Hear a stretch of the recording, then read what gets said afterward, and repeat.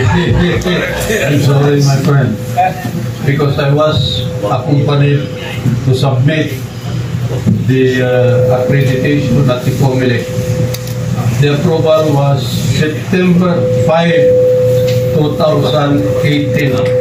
Just a matter of days before the filing the certificate of candidacy.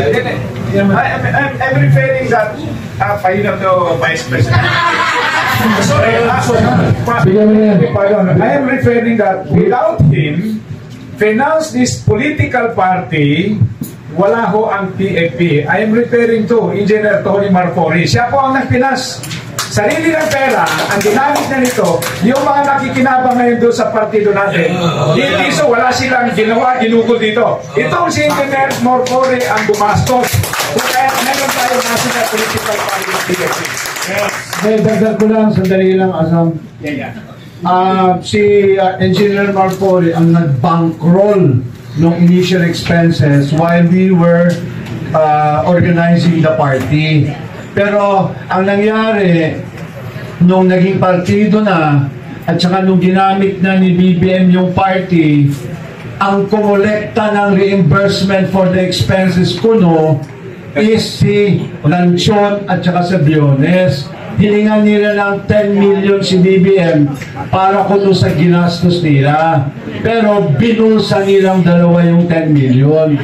Yan, hindi yan haka-haka, hindi yan kwento.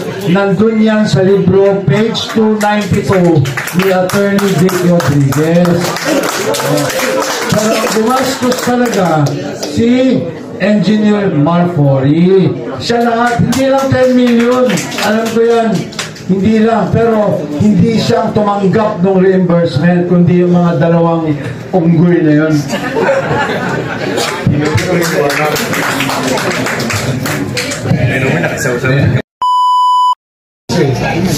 Hindi mawala sa kwento yung tunay na nangyari sa likod ng pagtatag ng PFP.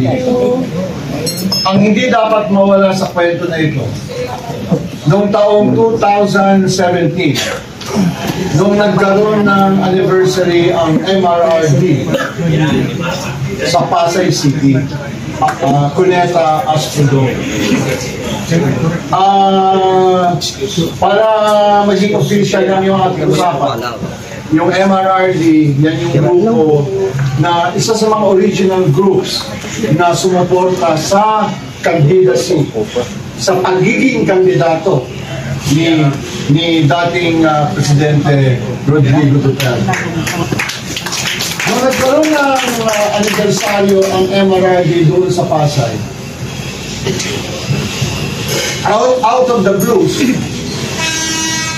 sinuggest ni Presidente Duterte sa mga tao ng MRRD, which filled up the whole Cuneta Astulo, na ang suggestion niya was for the MRRD to put up a political arm or a political party that will become the administration's party in the coming midterm elections of 2019. Ganun po talaga yung balak noon. So, sometime in 2018, early 2018, 107 of us, talagang tandaan na natin ako, no? Nag-gather dun sa Calatagan, Batangas to organize Partido Federal ng Pilipinas. Doon po nag-umpisa yan. Pero ang idea na yan po, nagmula talaga kay Presidente Duterte. So, sa pangalan pa lang ng partido, klaro-klaro na ang dapat isinusulong ng partido is yung federal form of government. Ngayon po, bigyan ko lang kayo ng madaling kwento. Tingnan niyo po yung logo ng Partido Federal ng Pilipinas. Hindi naman po sa pagmamalaki. Ako po ang nag-design yan sapagkat arkitekto po kasi ako na artist din. No, so kinlaid ko po yung logo na yan. Pero gusto ko bigyan ng kwento yung logo na yan. Noong una, ang kulay natin sa Partido Federal was green. No? Kasi yun ang color ng MRRD, green. Kung makikita ninyo yung constitution and bylaws natin, nakadescribe doon kung ano yung logo ng partido. Ang nakalagay doon sa logo ng partido ay siyempre yung pangalan at saka yung kamao. Yung tatak Duterte na kamao. So, nung dinidesign ko po yung logo, nag-umpisa yan doon sa Aguila, nandiyan na si Aguila, no? Representing yung bayan ng ating Pilipinas at saka yung taong taga Davao. Kaya doon po nag-umpisa yung konsepto ng lagyan siya ng Aguila. Ngayon, hindi ko naman pwedeng walain si Kamao kasi yun yung nakalagay sa Constitution and Bylaws. So makikita niyo doon sa original na logo, meron po siyang kamaong ganyan. Pero honestly, hindi ko po talaga sa gusto. Kasi parang kumbaga, parang pilit na pilit, ang hirap talaga siyang gawing artistic. But since I was sticking to the logo described in the Constitution and Bylaws, I had to put the closed fist. So yun po yung original na logo ng Partido Federal ng Pilipinas. So nagkaroon ng midterm elections, and then after the midterm elections, iba na po ang magkwento yan kasi masyadong matagal yan. After the midterm elections, nagkaroon ng divisions among the party. Tapos yun nga, lumitaw bigla itong si Governor Ray Tamayo. Kasalanan ni Asan. So lumitaw si Governor Tamayo, naging presidente siya ng partido at nagkaroon ng pagbabago yung ating logo. Nagkaroon ng pagbabago. Noong una, ang dumating sa chat is binago ng taga Mindanao. Hindi ko alam kung sino binago.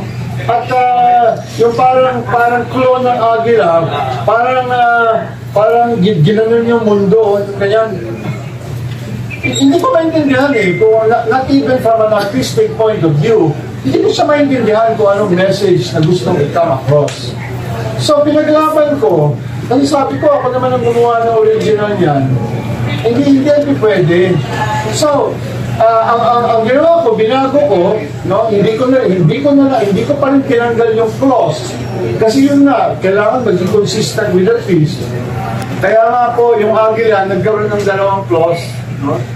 At bit niya, yung banner, or yung scroll, ng what is supposed to represent the draft of the federal form of government sa Pilipinas.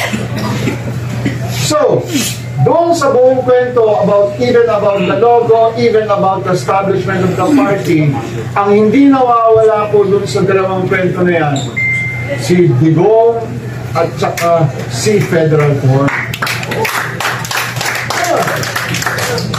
Ngayon, fast forward, ginawa nating official candidate si BBM bilang presidente sapagkat nandun pa rin naman yung Duterte name. Kasi na, at that time, talagang niluluto yung unity team. So nandun pa rin, hindi pa rin nawawala si Duterte. So nagkaroon ng election, nagkaroon ng landslide, pinakamalaking electoral mandate na pwedeng ibigay sa isang presidente at vice-presidente. Pero ano nangyari? Hindi pa nga umiinit yung pwet nung sa Malacanang, pinagplanuhan na nilang tanggalin si Duterte. Inumpisahan na kagad nilang planuhin ang pagtanggal kay Duterte. Hindi ako nagtataka. Kasi makikita naman natin Makikita natin ang naging istorya ng Marcos government. Nakita natin. Nasa social media yan, nasa diaryo, nasa TV. Basta alam natin lahat kung ano nangyari. Ano nangyari? Yung umpisa pa lang.